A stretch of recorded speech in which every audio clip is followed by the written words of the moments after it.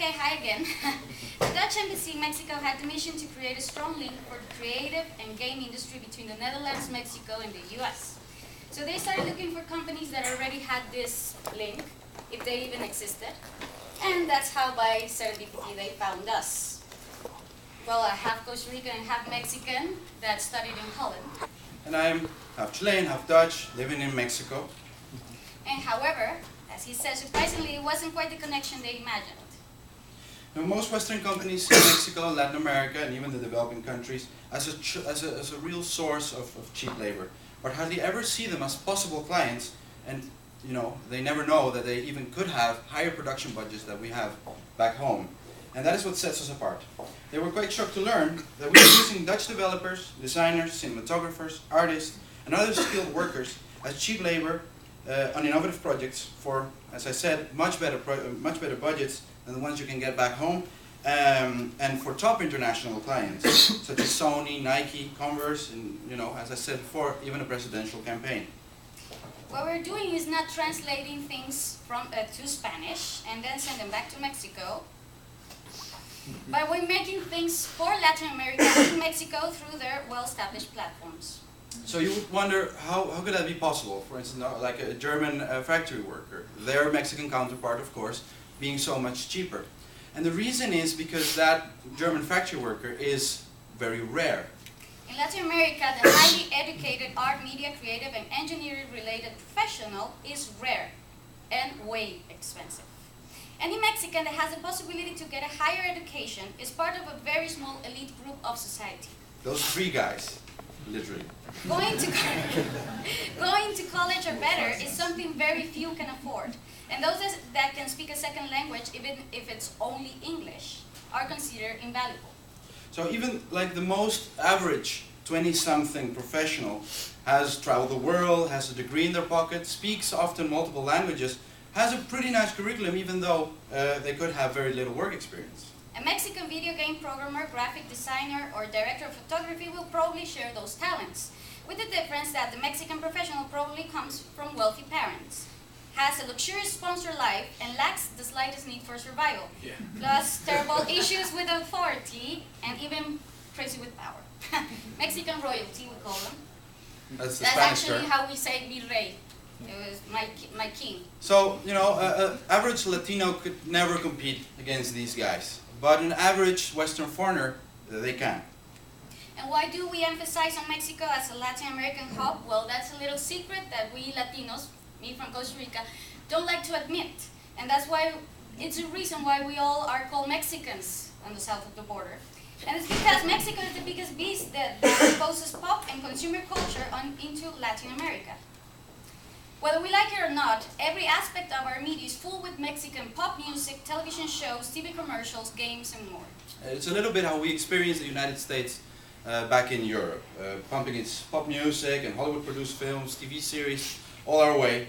And we love to say that's all cheap entertainment, but come on, we can't avoid seeing all that stuff. Them.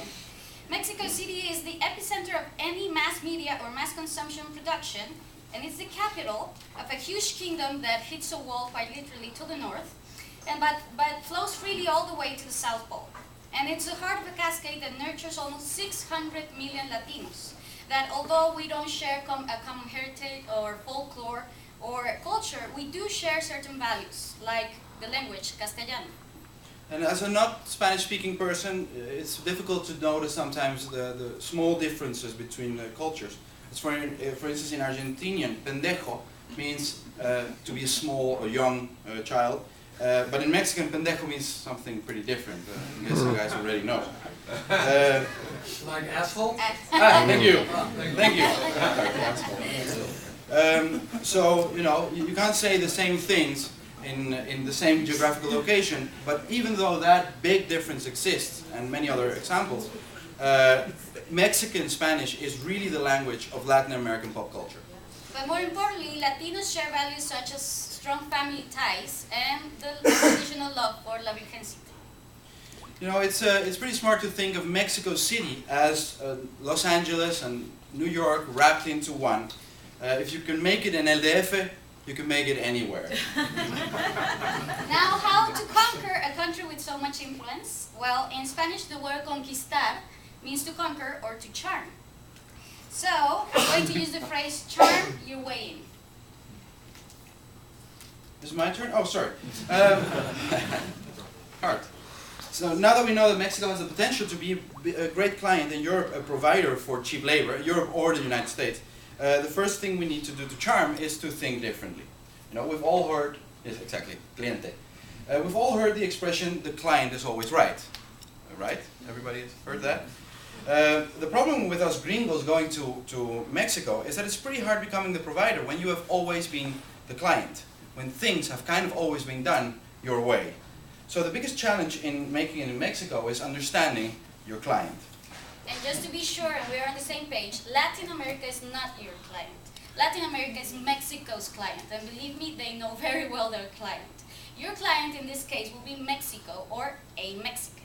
And dealing with a Mexican or doing business with a Mexican, it's a little bit more challenging than expected. The main reason is that core business values in Mexico are not the same as they are in the Western world. Business values Westerners consider important is, you know, having the ability to make controlled and calculated decisions and being punctual and striving for efficiency. And, you know, if that hurts anybody, well, so be it. As long as you're the client, you won't have any problems. But Mexicans consider other values more important, like flexibility. And then we're not talking about the mañana culture we stereotypically think about. Now we're talking about empathy, loyalty, feeling part of a team, personal chemistry, commitment, flattering, and quite excessive physical contact. Even if they have to sacrifice timelines, efficiency, budgets, and even personal space. You can know you had a good meeting if a client asks you to add him or her on Facebook, gives you a long hug, and if you're a woman, a kiss on the cheek. You know, for us Westerners that can be a little bit uncomfortable, or even rude, but the values that we really deeply cherish can feel rude to the Mexicans too. So again, to conquer you need to charm, and how to charm your way in? Go with the flow. Don't brag. You know, approach your client informally, listen without judgment, and find what their tastes are, because often those are more important than their needs. Don't try to change how things are done, just be charming, warm, and friendly. Don't be afraid to open up and establish a real human connection. And then when they least expect it, plant the seed of your business practices, the things that you have mastered, and put those into clever solutions that fit their needs. You make yourself unique and then unexpendable to the project. Your workflows, analysis, and methods are your selling points, but not your selling tools. So, and then unexpectedly you will discover that their values make a lot of sense too, and that you can start applying those values into your own tool set and use them back home in Europe or here in the United States. Oh, thank you. Thank you.